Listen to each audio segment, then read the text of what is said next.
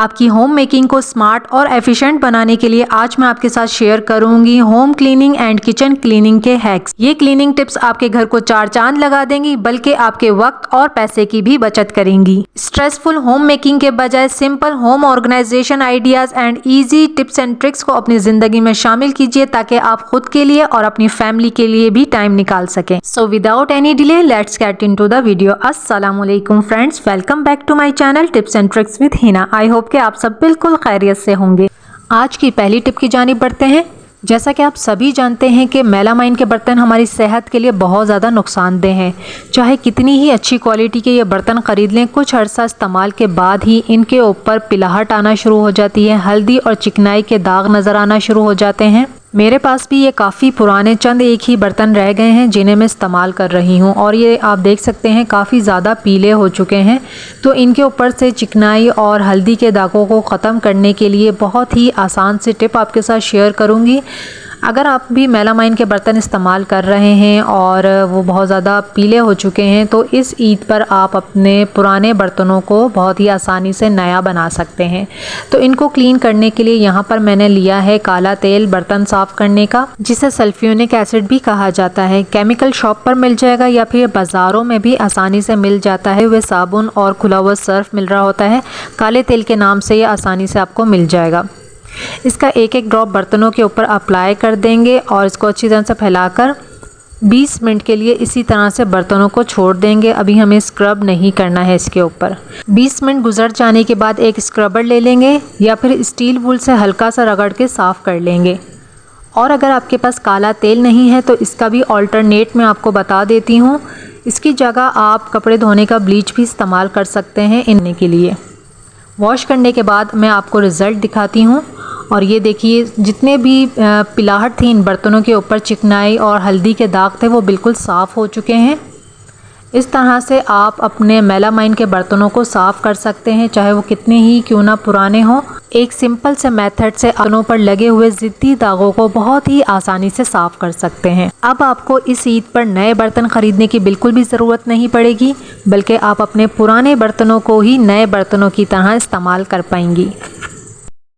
यहाँ मेरे पास floor bag है। अब मैं आपको बताऊंगी कि फ़्लोर बैग को हम किस तरह से रीयूज़ कर सकते हैं। इसका जो मटेरियल है वो प्लास्टिक है।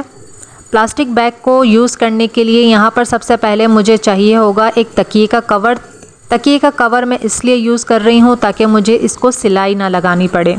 प्लास्टिक बैग को इस तकिए के कवर के अंदर रख देंगे। अगर आपके पास पुराना तकिए का कवर नहीं है तो इसकी जगह आप कोई भी पुराना टॉवल इस्तेमाल कर सकते हैं या कोई पुरानी शर्ट काट कर भी इस्तेमाल कर सकते हैं, लेकिन आपको प्लास्टिक को कवर करने के लिए उस कपड़े के ऊपर सिलाइयाँ लगानी पड़ेगी। इसके दो यूज़ मैं आपको बताऊँगी।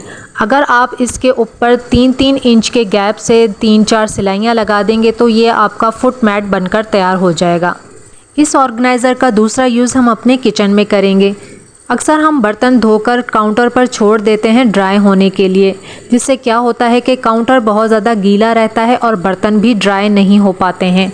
अगर आप कोई बास्केट यूज़ नहीं कर रहे हैं बर्तन रखने के लिए, तो इस मैट को हम अपने किचन में यूज़ कर लेंगे। जब भी हम बर्तन धोएंगे तो काउंटर पर छोड़ने के बजाय इस मैट के ऊपर हम सारे बर्तनों को रख देंगे।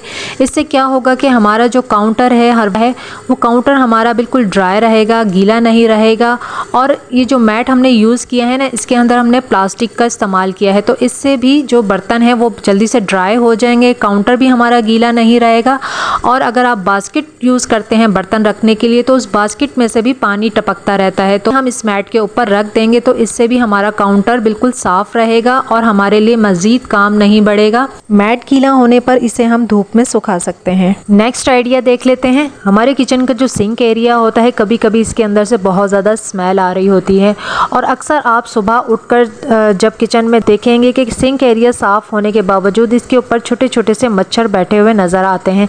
ये सिर्फ इसलिए होता है कि ऊपर से हम सिंक एरिया की क्लीनिंग कर लेते हैं लेकिन इसकी डीप क्लीनिंग हम नहीं करते हैं, जिसकी वजह से इसके अंदर छोटे छोटे से फूड पार्टिकल्स रह जाते हैं, ड्रेनेज के अंदर गंदगी रह जाती है और यही रीज़न से हमारे किचन में कॉकरोचेस हो जाते हैं और ड्रेनेज के ज़रिए चूहे घर के अंदर दाखिल हो जाते हैं। तो इसकी डीप क्लीनिंग करना बहुत ज़्यादा ज़रूरी है। सिंक के ड्रेनेज को क्लीन करने के लिए इसके ऊपर मैंने 3-4 चम्मच भरकर बेकिंग सोडा छिड़क दिया है और उसके बाद नींबू के छिलके और ऑरेंज के छिलके लिए हैं। इनको बारीक बारीक मैं काट लूँगी और पानी के अंदर बॉईल कर लूँगी। जब ये छिलके अच्छी तरह से पानी के अंदर बॉईल हो जाएंगे, छिलकों का सारा के अंदर आ जाएगा, तो उसके बाद इन छिलकों को मैं निकाल कर फेंक दूँगी और इस पानी को हम इस्तेमाल करने वाले हैं। ये हमारा होममेड सिरका बनकर तैयार हो चुका है। तो इस पानी को हम सिंक एरिया के ऊपर जो हमने बेकिंग सोडा डाला था उसके ऊपर हम डाल देंगे। एक पतीली और गर्म पानी की इसके ऊपर बहा दूंगी ताकि पाइपलाइन बिल्कुल साफ़ हो जाए, बैक्टीरियाज ना पैदा हो, स्मेल ना आए, कॉकरोचेस ना आए। कम से कम हफ्ते में 2 मरतबा इस तरीके से सिंक एरिया की डीप क्लीनिंग ज़रूर करें। टॉयलेट और बाथरूम क्लीनिंग के लिए, बाथरूम की टाइल्स को क्लीन करने के लिए, घर की मोपिंग करने के लिए अक्सर ही हम रेडीमेड क्लीनर का इस्तेमाल कर रहे होते हैं। रेडीमेड क्लीनर को अगर हम डायरेक्ट इस्तेमाल करते हैं तो एक तो इसका खर्चा बहुत ज़्यादा आता है और सेकेंड ये कि हमारे हाथ बहुत ज़्यादा ख़राब हो जाते हैं। इसे हमेशा डाइल्यूट करके ही हमें इस्तेमाल करना चाहिए। तो यहाँ पर मैंने हाफ कप ब्लीच लिया है और 2 कप पानी इसके अंदर डाल दिया है। इस क्लीनर को मैं एक स्प्रे बॉटल के अंदर डाल दूँगी ताकि मुझे इस क्लीनर को इस्तेमाल करने में आसानी रहे। इस क्लीनर को हमने सिर्फ टॉयलेट और बाथरूम की क्लीनिंग तक ही महदूद करके रखा हुआ है, जबकि हम इससे मल्टीपल काम ले सकते हैं। आज मैं आपको इस क्लीनर से ये आर्टिफिशियल फ्लावर्स क्लीन करके दिखाऊंगी। फ्लावर्स आप देख सकते हैं बहुत ज़्यादा गंदे हो रहे हैं क्योंकि इन फ्लावर्स को मैं अपने घर के बरामदे में हैंग करती हूँ। बाहर से जितनी भी डस्ट वगैरह आती है उसकी वजह से बहुत ज़्यादा गंदे हो जाते हैं। रात को मक्खियाँ भी इन्हीं के ऊपर स्टे करती हैं, तो बहुत ज़्यादा ये डर्टी हो रहे हैं। इस क्लीनर को इस्तेमाल करते हुए हम अपने आर्टिफिशियल प्लांट्स को और या फिर आर्टिफिशियल फ्लावर्स को बिल्कुल साफ़ कर लेंगे। जिस तरह से हमारे वाइट कपड़े चमक जाते हैं ब्लीच से, इसी तरह से ये हमारे जितने भी गंदे हो गए हैं आर्टिफिशियल प्लांट्स और फ्लावर्स, ये बिल्कुल साफ़ हो जाएंगे। वरना हमें इनको वॉश करने के लिए क्या करना पड़ता है कि इसे हमें पानी के अंदर भिगोकर रखना पड़ता है सर्फ को डालकर, और फिर इसे रब करते हैं और फिर इसे ड्राई करते हैं तो जाके ये साफ़ होते हैं। ये तरीका भी मैं आपके साथ पहले शेयर कर चुकी हूँ आर्टिफिशियल प्लांट्स या फ्लावर्स को वॉश करने का। तो ये वाला तरीका जो है ना ये बहुत ज़्यादा आसान है। इसी तरह से आपने ये क्लीनर बनाना है, डाइल्यूट कर लेना है और स्प्रे कर देना है सारे फ्लावर्स के ऊपर, और उसके बाद आपने साफ़ पानी भर लेना है स्प्रे के अंदर और दोबारा से साफ़ पानी को आपने इसके ऊपर स्प्रे कर देना है। बस इतना छोटा सा प्रोसेस से आपके जितने भी आर्टिफिशियल प्लांट्स हैं, फ्लावर्स हैं, वो बिल्कुल साफ़ हो जाएंगे। उसके बाद आपने इनको उठाना है और धूप में ड्राई होने के लिए रख देना है। ये ड्राई हो जाएंगे और फिर आप इनको दोबारा से अपने घर में अरेंज कर सकते हैं। इसी क्लीनर को हम टॉयलेट और बाथरूम की टाइल्स को क्लीन करने के लिए भी यूज़ करते ही हैं, लेकिन इसे हैंडल करना हमें बहुत ज़्यादा मुश्किल हो जाता है जब हमें बाथरूम की वॉल्स को क्लीन करना पड़ता है। नीचे का एरिया तो हम क्लीन कर लेते हैं, लेकिन ऊपर की जो वॉल होती है उसे हमें क्लीन करने में बहुत ज़्यादा परेशानी होती है। अगर आप इस क्लीनर को स्प्रे बॉटल के अंदर डाल लेंगे तो आप पूरी वॉल को आसानी से क्लीन कर पाएंगे। बहुत आसानी से साफ़ हो जाती हैं इस क्लीनर के साथ टाइल्स। लेकिन इसका एक और सबसे ज़्यादा फ़ायदा ये भी है कि अगर आप इसको डाइल्यूट करके इस्तेमाल करेंगे तो ये क्लीनर आपका कम से कम खर्च होगा। और ऐसा नहीं है कि अगर आप इस क्लीनर को डाइल्यूट करके इस्तेमाल करेंगे तो ये वर्क नहीं करेगा, टाइल्स पर से खारे पानी के निशान नहीं जाएंगे, काई के निशान नहीं जाएंगे। अभी मैं आपको काई के निशान भी इसी डाइल्यूटेड क्लीनर से साफ़ करके दिखाऊंगी। तो यहाँ पर मैंने वॉल को क्लीन कर लिया है और आप देखें ये बिल्कुल ज़बरदस्त तरीके से साफ़ हो गई है, शाइन कर रही है। इस क्लीनर को आपने स्टील सिल्वर के ऊपर अप्लाई नहीं करना है, टैप वगैरह पर अप्लाई नहीं करना है, बस आपने इसको सिरेमिक और टाइल्स वगैरह पर ही अप्लाई करना है। तो अगर आप रेडीमेड क्लीनर को इस्तेमाल करना चाहते हैं तो इस तरह से आप अपने बाथरूम की टाइल्स को, वॉल्स को आसानी से क्लीन कर सकते हैं। और अगर आप होममेड क्लीनर इस्तेमाल करना चाहते हैं तो उस पर भी मैंने एक प्रॉपर वीडियो बनाई हुई है बाथरूम की टाइल्स को क्लीन करने के लिए। उससे भी बहुत ज़बरदस्त तरीके से सारे खारे पानी के निशान ख़त्म हो जाते हैं। वो वीडियो भी आप मेरे चैनल पर चेक कर सकते हैं। तो यहाँ पर आप देख सकते हैं ग्राउंड्स पर काफ़ी ज़्यादा काई जमी हुई है और यहाँ पर खारे पानी के निशान भी है। तो यहाँ पर भी मैंने स्प्रे कर दिया है और फ़ौरन ही मैं आपको इसको क्लीन करके दिखा रही हूँ, इसको मैंने छोड़ा भी नहीं। अगर हम इसको छोड़ देंगे थोड़ी देर के लिए, 10 मिनट के लिए, तो हमें और ज़्यादा आसानी हो जाएगी इस तरह के ज़िद्दी दागों को साफ़ करने में। ब्रश कर लिया है और उसके बाद मैं आपको दिखा रही हूँ, ये देखें यहाँ से ये काफ़ी हद तक क्लीन हो चुका है। तो इस तरह से इस क्लीनर से हम टाइल्स की ग्राउट्स को बिल्कुल साफ़ कर लेंगे और हमें बाथरूम की क्लीनिंग के लिए, शाइनिंग के लिए बहुत ज़्यादा टाइम सर्व नहीं करना पड़ेगा और हमारे घर की क्लीनिंग भी बिल्कुल स्ट्रेस फ्री हो जाएगी। यहाँ मैं आपको बग़ैर मशीनों के गोश्त का कीमा बनाकर दिखाऊंगी। अगर आपके पास मीट चॉपर नहीं है, कीमा बनाने की मशीन नहीं है, तो आप घर में किस तरह से हाथ का कीमा बना सकते हैं। तो इसके लिए हमारे पास जो भी गोश्त है, बीफ है या चिकन है, इसकी हमें बोनलेस बोटियाँ लेनी हैं और हमें इसको फ्रीज़ करना है। इस तरह से हमने इसको फ्रीज़ नहीं करना है कि ये सारा जुड़ जाए, हमें बोटियों को अलग अलग थोड़ा सा गैप देकर रखना है। अब इन बोटियों को यानी प्लेट को हम फ्रीज़र के अंदर रख देंगे। कम से कम इसको हम 1-2 घंटे के लिए फ्रीज़ करेंगे, इतनी कि ये बिल्कुल हार्ड हो जाएं। अब जैसे कि ये वाला जो गोश्त मैं आपको दिखा रही हूँ, ये हार्ड तो हो गया है लेकिन मुकम्मल तौर पर हार्ड नहीं है। फिर भी मैं आपको इसका कीमा बनाकर दिखाती हूँ, लेकिन आपने इसको और ज़्यादा हार्ड करना है कि जब आप इसको कीमा बनाएं तो ये फ़ौरन से मेल्ट ना हो। तो यहाँ पर मैंने ग्रेटर ले लिया है और ग्रेटर के ऊपर हम इस तरह से ग्रेट कर लेंगे गोश्त को, तो आप देखेंगे ये कीमा बनना स्टार्ट हो जाएगा।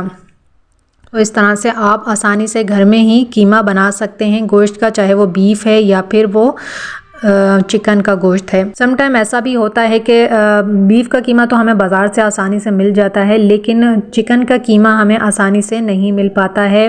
बहुत ज़्यादा दुकानदार जो हैं वो नखरे करते हैं चिकन का कीमा बनाने में। तो इस तरह से आप बोनलेस बोटियां लेकर घर में चिकन का कीमा बना सकते हैं। अगर आप गोश्त को अच्छी तरह से फ्रीज़ करने के बाद ग्रेट करेंगे तो बीच में आपको ये प्रॉब्लम नहीं आएगी। सेकंड ऑप्शन भी है हमारे पास, मीट चॉपर नहीं है अगर हमारे पास, तो इसी तरह से गोश्त को फ्रीज़ करने के बाद हम जूसर मशीन के अंदर भी इसका कीमा बना सकते हैं। नेक्स्ट हैक देख लेते हैं। यहाँ पर मैंने वैसलीन ली है और एक पुराना टूथब्रश ले लिया है। टूथब्रश के ऊपर मैं बिल्कुल थोड़ी सी वैसलीन को लगा लूँगी। इस वैसलीन को हम यूज़ कर सकते हैं क्लीनिंग के लिए भी। हमारे घर के जितने भी स्विच बोर्ड होते हैं काफ़ी ज़्यादा डर्टी हो जाते हैं। किसी भी गीले कपड़े से अगर हम इसको साफ़ करते हैं तो करंट लगने का डर होता है। तो इस तरह से आप आसानी से बोर्ड को साफ़ कर सकते हैं। बहुत अच्छी तरह से ये क्लीन हो जाते हैं।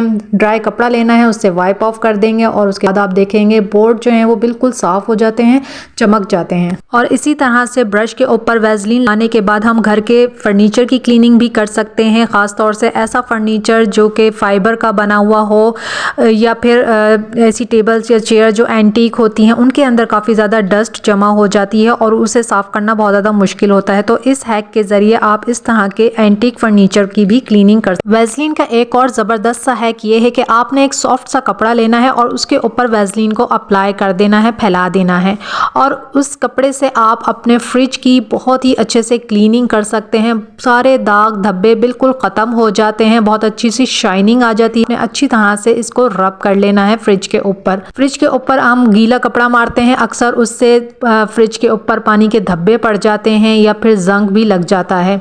अगर आप इस तरह से फ्रिज की क्लीनिंग करेंगे, फ्रिज के बाहर की साइड की, तो आप देखेंगे बहुत अच्छी सी शाइनिंग भी आ जाएगी और जंग डर भी नहीं रहेगा। शैम्पू और हैंड वॉश की बोतल को रीयूज़ करने के तरीके तो आपके साथ शेयर काफ़ी दफ़ा कर चुकी हूँ। आज इस पंप को किस तरह से यूज़ करेंगे ये देख लेते हैं। सिंक एरिया जो है हमारा ब्लॉक हो जाता है, इसके अंदर हम काफ़ी बर्तन भी धोते हैं, गोश्त भी वॉश करते हैं, ये ब्लॉक हो जाता है, गोश्त के पार्टिकल इसमें फंस जाते हैं। तो इस तरह से आप इस पंप के ज़रिए इसके ड्रेनेज को क्लीन कर सकते हैं। जो भी चीज़ इसकी ड्रेनेज में फंसी होगी वो स्ट्रॉ में आ जाएगी। इस वाइपर को हमने सिर्फ फर्श पर पड़े पानी को साफ करने तक ही महदूद करके रखे, लेकिन इसको हम मुख्तलिफ तरीक़ों से इस्तेमाल कर सकते हैं, अपने कामों को आसान बना सकते हैं। तो इससे जो मैं आपके साथ पहला आइडिया शेयर करने लगी हूँ, उसके लिए मुझे चाहिए होगा एक पुराना सा पिलो कवर मैंने ले लिया है और पिलो कवर के अंदर मैंने वाइपर को डालकर नॉट लगा दी है। इसको हम किस तरह से इस्तेमाल करके अपने कामों को आसान बनाए हैं। सबसे पहले तो कमरे की दीवारों को मैं साफ़ कर लूँगी, उनके ऊपर डस्ट लग जाती है। कमरे में जितनी भी पेंटिंग रिंग्स हैं, कोई घड़ी लगी हुई है, या मतलब कोई भी फॉर एग्जांपल चीज़ लगी हुई है जहाँ तक आपके हाथ की रसाई नहीं है, तो आप इस टूल को यूज़ करते हुए उसकी क्लीनिंग कर सकते हैं। गेट्स की क्लीनिंग कर सकते हैं, कैबिनेट्स की क्लीनिंग कर सकते हैं। और सबसे बढ़कर इसका एक यूज़ मैं आपको बताती हूँ, अगर आपके पास लंबा झाड़ू नहीं है या फिर आप क्लीनिंग करने वाला ब्रश नहीं है, तो आप इसको झाड़ू के तौर पर भी इस्तेमाल कर सकते हैं। इस तरह से पिलो कवर चढ़ा लीजिए पुराना सा, और उससे आप अपने पूरे घर की सफाई कर सकते हैं। बहुत अच्छी सी सफाई हो जाएगी, बिल्कुल साफ़ हो जाता है, चमक जाता है। आपको पोछा लगाने की भी ज़रूरत नहीं पड़ती है। अगर आपको पोछा फिर भी लगाना है तो इसी कपड़े के ऊपर आप इसको झाड़ लीजिए और इसके ऊपर पानी का स्प्रे कर दीजिए, और इससे आप अपने घर की पूरी क्लीनिंग कर सकते हैं। तो ये हमारे मल्टीपल तरीक़ों से ये वाइपर यूज़ में आ सकता है। अब इसको हम उतार लेंगे और इसे हमें वॉश करना है, तो इसे हम वॉश करके भी सुखा सकते हैं। इन हैक्स को फॉलो करके आप अपने डेली बेसिस पर होने वाले कामों को बहुत ही आसान बना सकते हैं। वीडियो अगर ज़रा सी भी यूज़फुल रही हो तो इसे लाइक ज़रूर कीजिएगा, और चैनल पर नए हैं तो चैनल को सब्सक्राइब कीजिए। Thanks for watching. अल्लाह हाफिज़।